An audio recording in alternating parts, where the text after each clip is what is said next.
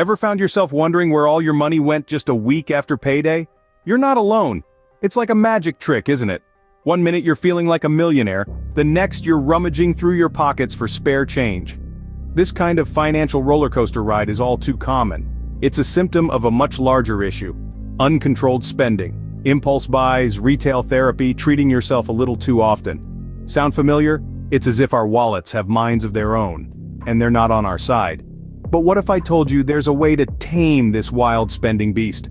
A way to feel more in control and less like you're being pulled by invisible financial strings. The secret? Good budgeting. If you've ever been in this boat, it's time to learn the 7 steps to good budgeting. Step 1 in your journey to financial control is understanding your income. No, we're not just talking about your 9-to-5 paycheck. Think wider. Maybe you're moonlighting as a guitar tutor, or perhaps your hobby of painting landscapes is earning you a few extra bucks. These are all part of your income streams, and don't forget about those dividends trickling down from your investments.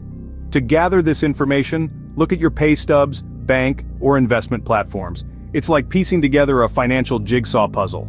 Now here's a pro tip. Incomes can fluctuate. You might get a bonus one month, your side hustle might be seasonal. So it's important to factor in these fluctuations when you're planning your budget.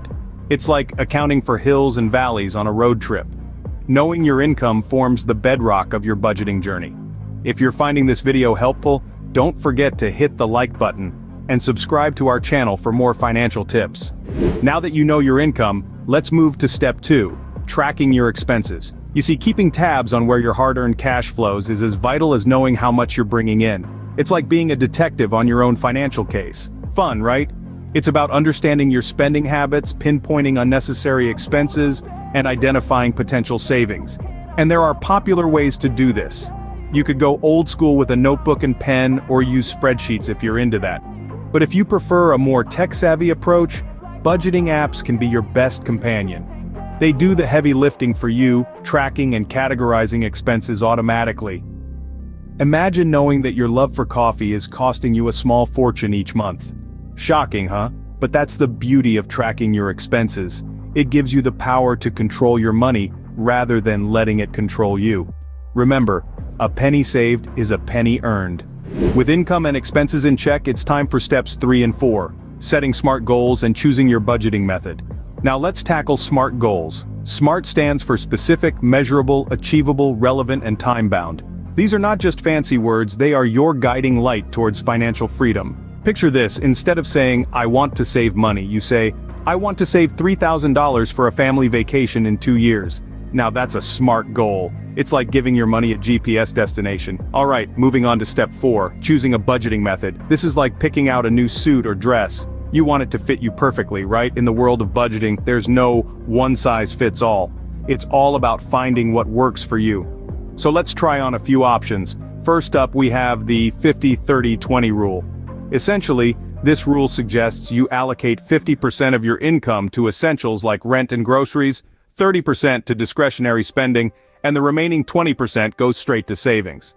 Next, we have zero-based budgeting. This is for the folks who love control. Every dollar you earn has a specific job. If you're bringing home $2,000 a month, then you're planning for $2,000 worth of expenses, savings, and investments. Lastly, let's not forget about the envelope system. This is as old school as it gets. You allocate cash in different envelopes for different categories of spending.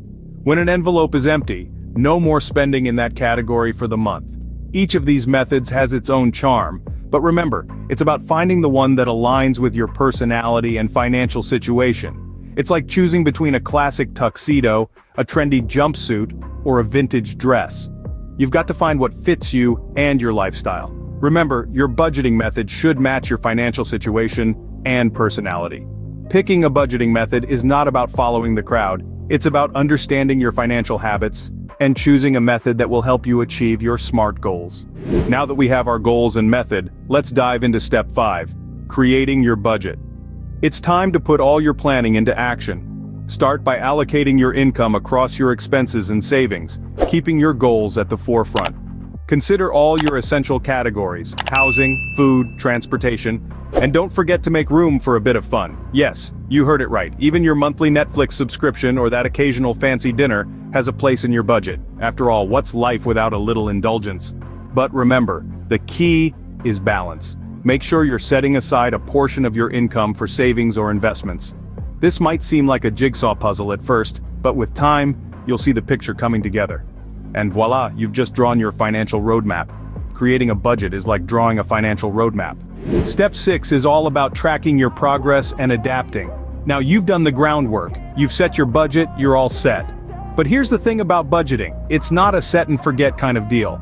It's more like tending to a garden. You need to keep an eye on it, make sure it's growing the way you want, and sometimes you need to prune here, water there. Keeping tabs on your spending is crucial. You wouldn't embark on a cross-country road trip without occasionally checking your GPS, would you? The same principle applies to your financial journey. Regularly review your spending habits. Are you staying within your budget? Are you saving as much as you planned? If the answer is no, then it's time to reassess.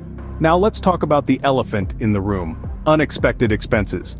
Life has a funny way of throwing curveballs at us, doesn't it?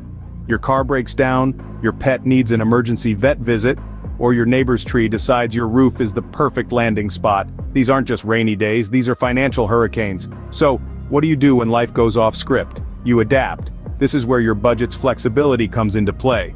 It's not about rigidly sticking to the plan, but about adjusting and adapting to keep moving forward. Maybe you need to move some money from your eating out category to cover that car repair.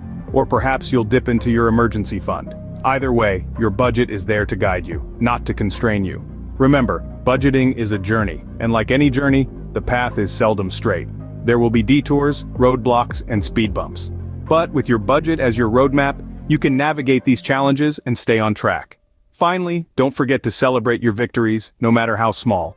Did you stick to your budget this week? Great job. Did you save more than you expected this month? That's fantastic. Celebrate these wins. They're proof that you're making progress, that you're moving forward. Remember, a budget is a living entity, always ready to adapt to your life's ups and downs. Finally, step 7, review and celebrate. It's not all about the numbers, you know. It's also about the wins, big and small, along this budgeting journey. Regularly reviewing your budget isn't just about catching those sneaky little expenses that creep in uninvited. It's also about acknowledging the progress you've made. Did you manage to stick to your budget for a whole month? Give yourself a pat on the back. Did you pay off that pesky credit card debt? Do a little victory dance. Celebrating these milestones, no matter how small they may seem, is crucial. It not only boosts your morale but also reinforces the positive habits you've been working so hard to establish. So, don't shy away from giving yourself the credit you deserve. Because in the end, every little financial victory is a step towards your big financial goal. So there you have it, the 7 steps to good budgeting. We've taken a brisk walk through understanding income sources, tracking expenses, setting SMART goals, and choosing a budgeting method that suits your style. We've also explored creating a budget, adapting it along the way, and celebrating your progress. Remember, this isn't about setting rigid rules, but creating a flexible plan that works for you.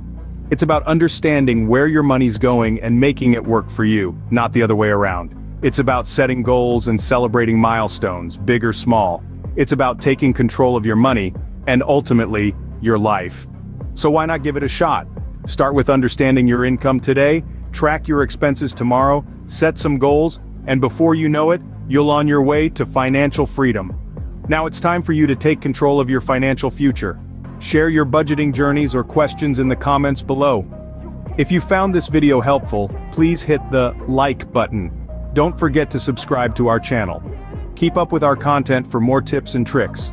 Let us be a part of your journey to financial freedom.